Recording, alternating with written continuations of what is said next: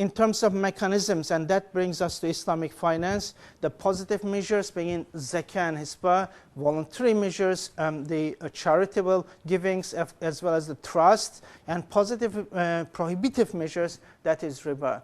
As we can see, Islamic moral economy cannot be relegated only into the financing. Financing is only a part of this process. And by saying that, I'm not trying to undermine the contribution of finance generally, and Islamic finance in particular makes to our life. But what I'm trying to highlight, it is not everything. It is part of the whole system. And that is something that we have to keep in mind, as I believe. Of course, in terms of institutions and instruments, elimination of riba, financial system, Hisbah, for instance, as I mentioned, for market regulation, Zakat and Takaful, and as well as the trust system is an important aspect of this moral economy. Now, in reflecting on these issues, so we have this utopian moral economy here. And I accept that it is utopic, but it is there to provide us principles and philosophical foundation on which we can probably establish something different which may not necessarily run into the same difficulties as conventional finance has been running into. And therefore, the whole effort anyway with Islamic finance, why Islamic finance? What distinguishes it from other financing? It is this package. This package is there to distinguish Islamic finance from other financiers. So it is that normative aspect. It is there to guide us in our economic and financial activities. And therefore, this moral economy has consequences for Islamic finance in terms of shaping that Islamic finance. Of course, as mentioned, Islamic finance is only the operational tool of this moral economy. However, that moral economy in the aspirational sense aims to operationalize and fulfill the economic system, the moral economic system, as I mentioned.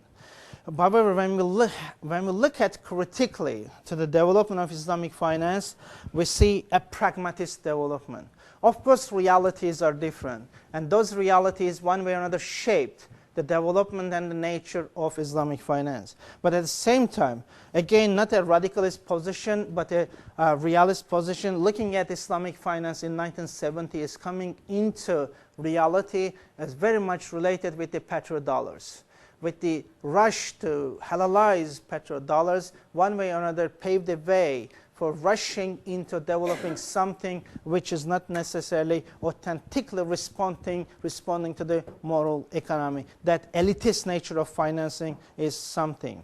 And therefore, systemic understanding of Islamic moral economy has not been achieved through the activities of Islamic finance. It was probably too much in terms of expectations. On the one hand, having huge amounts of money in the Middle East, trying to find a way to utilize in the financial system, but on the other hand, talking about a moral economy. That was a difficulty probably of the founding fathers and the later generations. But the initial experience, of course, is an interesting thing to remember. In particular, the Egyptian experience in mid-1960s, mid-GUM, again being a bank, but it aimed at responding to the objectives or the moral economy nature, as I mentioned. However, since 1990s, with the globalization of Islamic finance, in particular such moral values is something that is no longer discussed in the Islamic finance circle. And only relegating the ethical nature of Islamic finance to the prohibition of riba is something that cannot be acceptable as an ethical position. And I mean, when I talk about these things, it is not because of my general belief that I'm discussing, but at the same time, it is because of the evidence and the data. A number of PhDs, for instance, conducted under my supervision on the corporate social responsibility in Islamic finance. And unfortunately, the results are terribly discouraging in terms of how they contribute to the larger societies in terms of stakeholders. And again, when we look at, for instance, the financing nature is an important issue. The data shows, for instance, for Malaysian Islamic banking, musharaka is only 2.5% in the total Islamic financing. It is the whole idea with Islamic finance, profit and loss sharing, the venture capital. And what it is only 2.5%. When we look at Gulf, in the Gulf, the musharaka is around 16-17% in the entire financing system. It shows that aspirations, which, for instance, musharaka is one of such products, I understand and accept from the financial points, the difficulties with risk issues, I understand totally.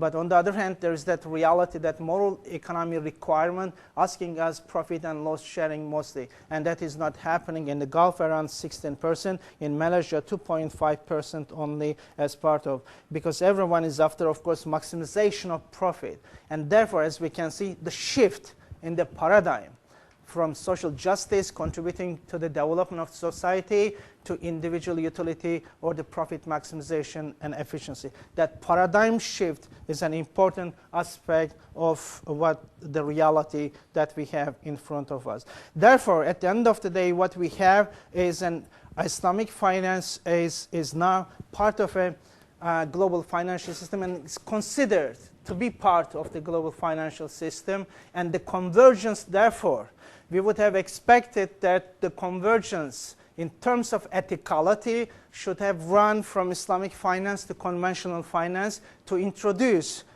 further ethical understanding into conventional finance, but it seems that the convergence have run the other way around. The most of the ethical and the moral understanding of Islamic finance have been given up in return for profitability and efficiency. And therefore, Tawarruk, for instance, is a reality. Of course, in the Gulf, it is not prohibited, but in Malaysia, it is. So from asset-based to the debt-based financing is being very popular. Again, running against the aspirational dimension of Islamic economics.